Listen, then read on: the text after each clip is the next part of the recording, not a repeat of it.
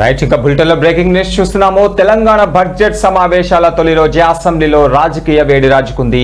BRS అధినేత ప్రధాన ప్రతిపక్ష నేత కేసీఆర్ ఈసారి కూడా సభకు గైహాజరయ్యారు. గవర్నర్ ప్రసంగం సందర్భంగా ఆయన వస్తారని అందరూ భావించినా కేసీఆర్ రాకపోవడం చర్చానీయాంశమైంది. మరోవైపు బీఆర్ఎస్ ఎమ్మెల్యేలు ఎమ్మెల్సీలు కండువాలు నల్ల బ్యాడ్జీలు ధరించి సభకు హాజరయ్యారు.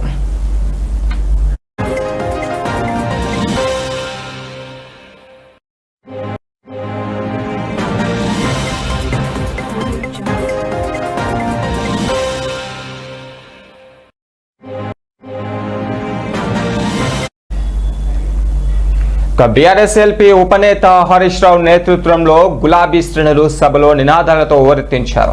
గవర్నర్ శివప్రతాప్ శుక్లా ప్రసంగిస్తున్న సమయంలో ప్రభుత్వంపై విమర్శలు గుప్పించారు. ముఖ్యంగా కాలుష్యకారక పరిశ్రమలకు సంబంధించి హిల్ట్ పాలసీని గవర్నర్ ప్రస్తావించగానే ఇది పెద్ద కుంభకోణమని హరీష్ రావు హిందీలో అరిచారు.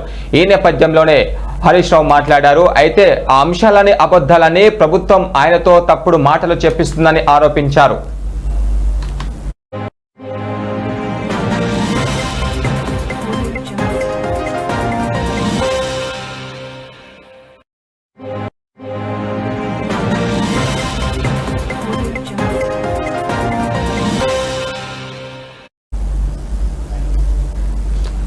ఇదిలా ఉంటే ఇక సభలో మరో ఆసక్తికర దృశ్యం కనిపించింది.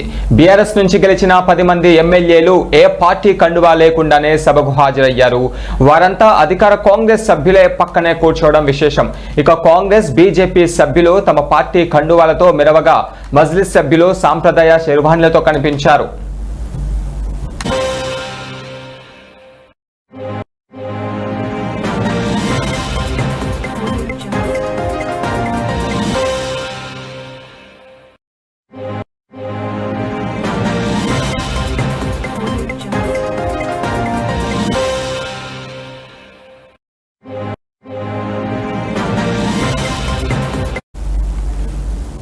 ఇక అసెంబ్లీ లాబీలో సొంత పార్టీ ఎమ్మెల్యేలకే చేదు అనుభవం ఎదురైంది.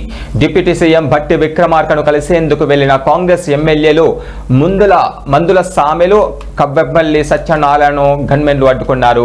సీఎం ఛాంబర్ వద్ద కూడా ఇలాంటి ఆంక్షలు ఉండవని, తమను లోపలికి వెళ్లనివ్వకపోవడంపై వారు తీవ్ర అసహనం వ్యక్తం చేశారు. అయితే అదే సమయంలో మరో ఎమ్మెల్యే విజయ రమణారావును మాత్రం గన్మెన్లు అడ్డుకోకపోవడంపై అక్కడున్న వారంతా ఆశ్చర్యానికి గురయ్యారు.